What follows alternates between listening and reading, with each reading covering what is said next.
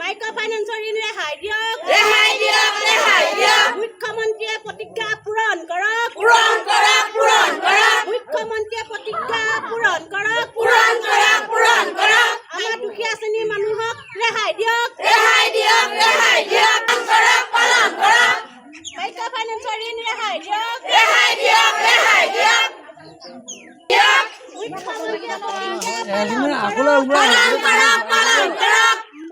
Micro' finance ঋণ ৰেহাই দিয়ক। প্ৰতিবাদ মানে আমাৰ যিটো আমি ধাৰ লৈছিলোঁ মাইক্ৰ' ফাইনেন্স, গতিকে এতিয়া আমাৰ দিব নোৱাৰা অৱস্থা।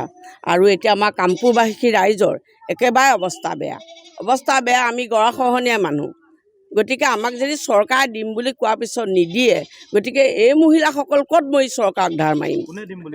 আমাৰ এতিয়া হিমন্ত বিশ্ব শৰ্মাই, গতিকে আমাক মাইক্ৰ' ফাইনেন্স দিম বুলি তেখেতে হাত বাউল দি কৈছিলে যে আইসকল আপোনালোকে টকা দিব নালাগে, মই হিমন্ত বিশ্ব শৰ্মাই দিম।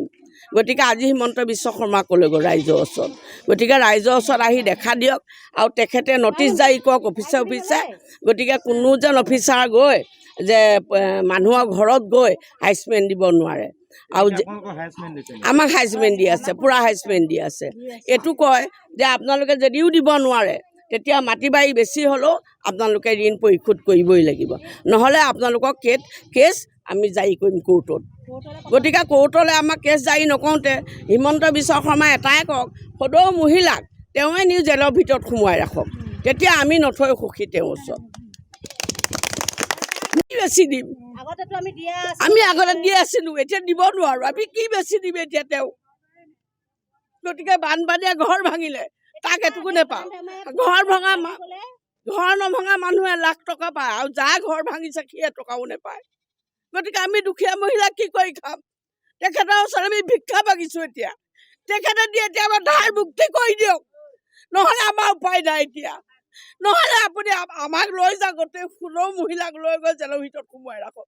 মাইক্ৰ' ফাইনেন্সৰ ঋণ পৰিশোধ হ'বৰ কাৰণে আমি আইসকল আহি পেলাই প্ৰতিবাদ কৰিছিলোঁ। আৰু এটা কথা, হেমন্ত বিশ্ব শৰ্মা ইলেকশ্যনৰ আগমুহূৰ্তলৈকে সকলো আইসকলক কৈছিলে আপোনালোকে নিশ্চিন্ত হওক, আইসকল নিশ্চিন্ত হওক। এইবাৰ যদি মই জিকোঁ তেনেহ'লে আপোনালোকৰ মাইক্ৰ' ফাইনেন্সৰ ঋণ মই পৰিশোধ কৰিম। সেই হেমন্ত বিশ্ব শৰ্মা ডাঙৰীয়ালৈ আমি আশাৰে বহুত বাট চালোঁ, কিন্তু সেই আশা আজি আমি পৰিণত হ'ব নাপালোঁ। কাৰণ আমাৰ যিখিনি আমি মাইক্ৰ' ফাইনেন্সত থকা মহিলা আছিলোঁ, তেখেতসকলৰ ঘৰে ঘৰে মেনেজাৰ আহে, 2-3টাকৈ আহে, ভাবুকি দিয়ে, দম দিয়ে, বহুখিনি কথা অপব্যৱহাৰ কৰে। গতিকে সকলো অপব্যৱহাৰ আমি মানি থাকি এতিয়া আইসকলে সিদ্ধান্ত লৈছোঁ একমাত্ৰ হেমন্ত বিশ্ব শৰ্মা ডাঙৰীয়ালৈ। গতিকে তেখেতে আমাক কিবা এটা নিশ্চয় উপায় দিলে আমি ভাল পাওঁ। আমি মাইক্ৰ' ফাইনেন্সৰ ঋণ ৰেহাইৰ কাৰণে মুখ্যমন্ত্ৰীয়ে আমাৰ মহিলাখিনিক মাইক্ৰ' ফাইনেন্স ৰেহাই দিম বুলি কৈছিলে, কিন্তু এতিয়া পৰ্যন্ত কোনো মহিলাখিনিয়ে কোনো সঁহাৰি পোৱা নাই। গতিকে প্ৰতি সপ্তাহতে বন্ধনৰ বা গ্ৰামীণৰ গোটেই মাইক্ৰ' ফাইনেন্সৰ অফিচাৰ আহি ঘৰে ঘৰে আমাক যিখিনি মানে কৈছে, সেইটো কাৰণে আমি এইটো আন্দোলন কৰিছোঁ। কি বুলি কৈছে মানে, এতিয়া আমি মানে যিমানখিনি পইচা আমি লোৱা আছে, এতিয়া আমি বন্ধনত যদি 1,20,000 লোৱা আছে, তাৰপৰা মানে আমি এতিয়া 70,000 টকা আমি ৰিটাৰ্ণ কৰিব লাগিব। একেবাৰে মানে নগদ দিব লাগিব, কিস্তিকে দিলেও নহ'ব।